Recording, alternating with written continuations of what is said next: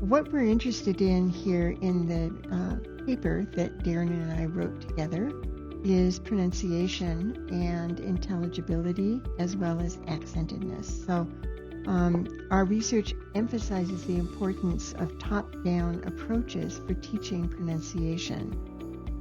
Top-down approaches look at the way in which a person is able to make themselves understood.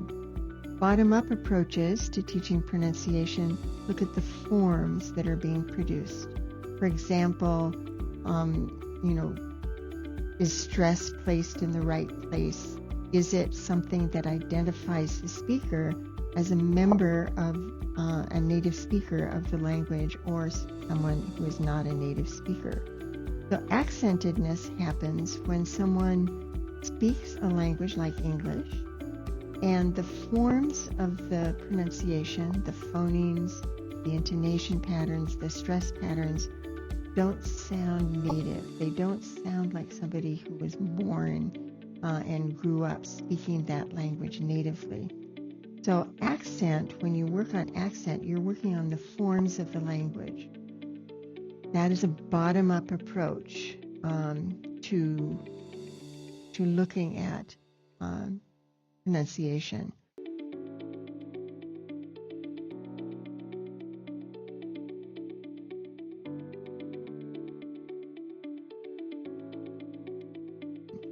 Top-down approaches, on the other hand, really focus on function. Are you able to use the language to make yourself understood?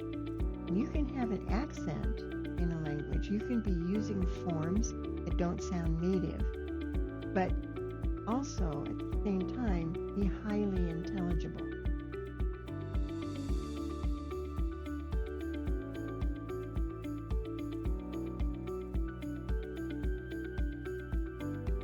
Really, it is a fact, I think, that research on pronunciation of a second language has consistently demonstrated for decades now that of all the different aspects of a language that reflect and are influenced by social context, pronunciation is head and shoulders above all the others.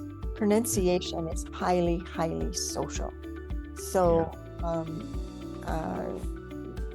that's a reason in itself of using mirroring at any level, but certainly in your study. Right, yeah, social based on identity. I know you've talked a lot about identity work and identity performance. Who you're talking to.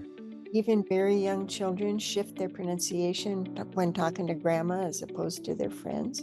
It's very variable. So if we're talking about intelligibility, speakers have to take their audience into account, and they have to adapt their pronunciation in order to make themselves clear to particular audiences.